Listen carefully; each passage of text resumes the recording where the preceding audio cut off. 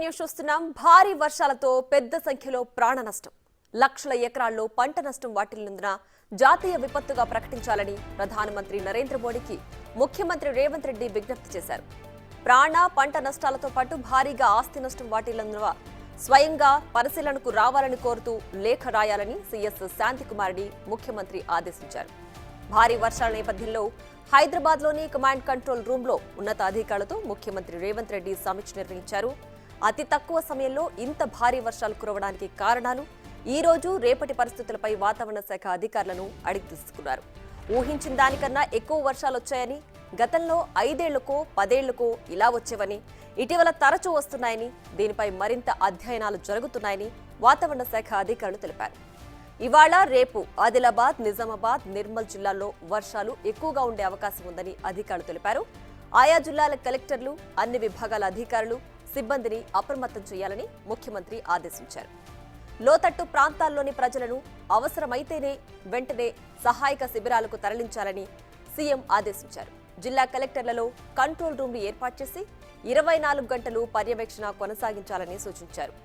చెరువులు, కల్వర్ట్లు, లో లెవెల్ కాజ్వేలు, ఇతర ప్రదేశాల్లో వివిధ శాఖల అధికారులతో పర్యవేక్షణ చేయించాలని రేవంత్ రెడ్డి ఆదేశించారు. వాతావరణ పరిస్థితులపై ప్రతి 3 గంటలకు బులెటిన్ విడుదల చేయాలని సూచించారు.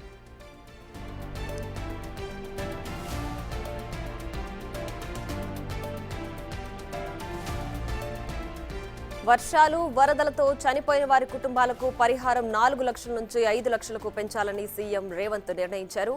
అటు పాడి పశువులకు ఇచ్చే పరిహారం 30,000 నుంచి 50,000కు, మేకలు, గొర్రెలకు 3,000 నుంచి 5,000 వరకు పరిహారం ఇవ్వాలని ముఖ్యమంత్రి ఆదేశించారు. పంట నష్టంపైన ముఖ్యమంత్రి రేవంత్ రెడ్డి ఆదేశించారు. ప్రాథమిక అంచనాల ప్రకారం 1,50,000 ఎకరాలకు పైగా పంట నష్టం వాటిల్లిందని అధికారులు తెలిపారు.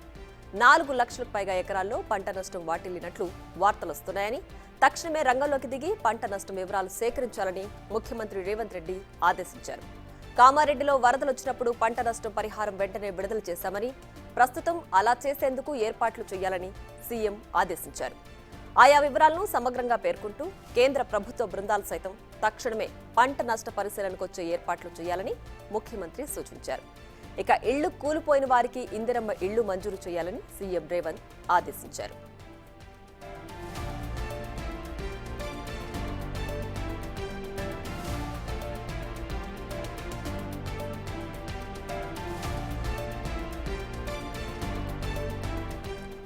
రాష్ట్రంలోని 8 బెటాలియన్లలో 3వ వంతు యువ పోలీసులకు ఎన్డీఆర్ఎఫ్ తరహాలో శిక్షణ ఇవ్వాలని ముఖ్యమంత్రి రేవంత్ రెడ్డి డీజీపీని ఆదేశించారు.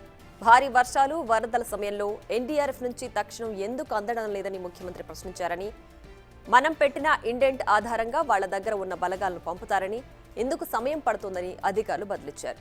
స్పందించిన ముఖ్యమంత్రి మన బెటాలియన్లలోని యువ పోలీసులకు ఎన్డీఆర్ఎఫ్ తరహాలో శిక్షణ ఇవ్వాలని ఆదేశించారు. ఎక్విప్మెంట్ సమస్యగా ఉంటుందని అధికారులు తెలుపగా ఎంత ఖర్చైనా పర్వాలేదని వెంటనే కొనుగోలు చేయాలని సూచించారు.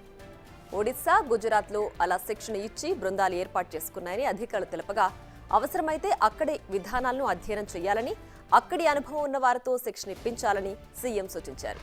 దీనికోసం ఒక మాన్యువల్ రూపొందించాలని, ప్రతి సీజన్ ముందు శిక్షణ ఇప్పించిన సిబ్బందితో రిహార్సల్స్ చేయించాలని ముఖ్యమంత్రి ఆదేశించారు.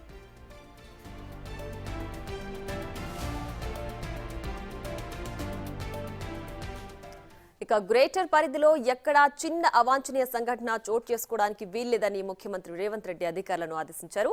విద్యుత్, ట్రాఫిక్, తాగునీరు, శానిటేషన్ విషయాల్లో అప్రమత్తంగా ఉండాలని సూచించారు. ట్రాఫిక్ను నిరంతరం పర్యవేక్షించాలని, విద్యుత్ సమస్యలుంటే వెంటనే పరిష్కరించాలని, లోతట్టు ప్రాంతాల ప్రజలను సహాయ శిబిరాలకు తరలించాలని సూచించారు. నిత్యం పనికి వెళ్లే కూలీలు పనులు ఉండక ఇంటి దగ్గరే ఉండిపోతారని, వారిని గుర్తించి బియ్యం, పప్పులు, నిత్యావసర సరుకులు పంపిణీ చేయాలని ముఖ్యమంత్రి ఆదేశించారు. దీనికి సంబంధించి మరింత సమాచారం మా deputy bureau chief Sadiq phone line లో అందిస్తారు. Sadiq, over to you.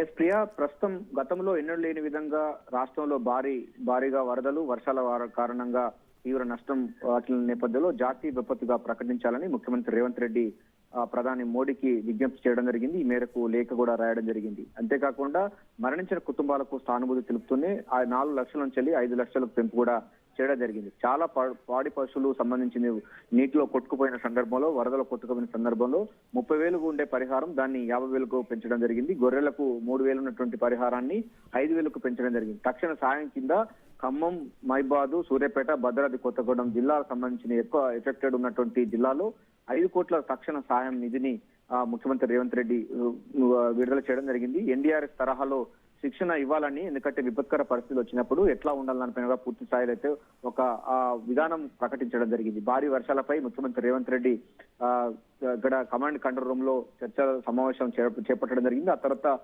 మొత్తం ఖమ్మం జిల్లాలో, అదేవిధంగా సూర్యాపేట తదితర ప్రాంతాల్లో క్షేత్రస్థాయిలో పర్యటించేందుకు గాను, సహాయక చర్యల్లో పాల్గొనేందుకు గాను ముఖ్యమంత్రి రేవంత్ రెడ్డి రోడ్డు మార్గం ద్వారా వెళ్ళడం జరిగింది. భవిష్యత్తులో ఇలాంటి విపత్కర సమయంలో ఎదుర్కొనేందుకు డిజాస్టర్ మేనేజ్మెంట్ తరహాలో తెలంగాణ డిజాస్టర్ మేనేజ్మెంట్ ఫోర్స్ ను కూడా ఏర్పాటు చేయాలని కూడా చెప్పడం జరిగింది. ఇప్పటికే దాదాపు చాలా మొత్తం అస్తవ్యస్తమైంది. రోడ్లు కానీ, భవనాలు కానీ, ట్రాన్స్పోర్ట్ కానీ, విద్యుత్ ఇవన్నీ కూడా కూలిపోయిన సందర్భం నేపథ్యంలో 25 పెద్ద టవర్లు కూలిపోయినప్పటికీ విద్యుత్తు సంబంధించిన నిరంతరంగా చేస్తున్నందుకు గుర్తు చేస్తూనే మరోవైపు 24 గంటల కరెంటు ఇచ్చే విధంగా ప్లాన్ చేసుకోవాలని కూడా చెప్తున్నారు. ఎందుకంటే తాగునీటి అవసరాల కోసం మిగతా వాళ్ళకి ఇబ్బంది కలగకుండా చూడాలని ఆదేశాలు జారీ చేయడం జరిగింది.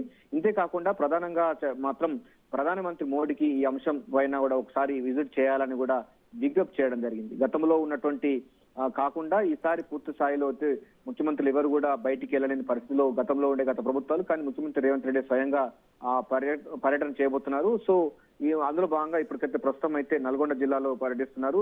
సో ఆ తర్వాత ఖమ్మం జిల్లాలో ఉంటారు. ఖమ్మం జిల్లాలో నైట్ అక్కడే స్టే చేసి ఇతర ప్రాంతాల్లో ఉండవద్దు. రాష్ట్రంలో కురుస్తున్న భారీ వర్షాలు, వరదలపైన కూడా పూర్తి స్థాయిలో అప్రమత్తంగా ఉండాలని అధికారులకు ఆదేశాలు జారీ చేయడం జరిగింది.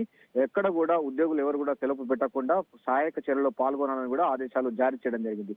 ఇంతేకాకుండా ప్రస్తుతం అయితే రాష్ట్రంలో కాకుండా జిల్లాలో చాలా చోట్ల కూడా వర్షాలు పడే అవకాశం ఉంది. మరో 2-3 రోజుల పాటు కూడా ఇదే వాతావరణం కొనసాగే అవకాశం ఉన్న నేపథ్యంలో ఎటువంటి విపత్కర పరిస్థితులు వచ్చినా కూడా ఎదుర్కోవడానికి పోలీసు యంత్రాంగం, అధికార యంత్రాంగం, రెవెన్యూ అధికారుల సమన్వయంతో పూర్తి స్థాయిలో ఫోకస్ పెట్టాలని కూడా ఆదేశాలు జారీ చేయడం జరిగింది. ప్రాణ నష్టం జరగకుండా వీలంత త్వరగా అధికారులు అప్రమత్తంగా ఉండాలని ఆదేశాలు జారీ చేయడం జరిగింది.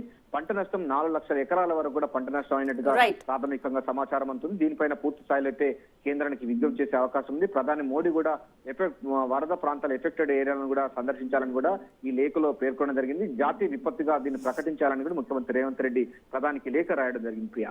Right Sadiq, thanks for the updates.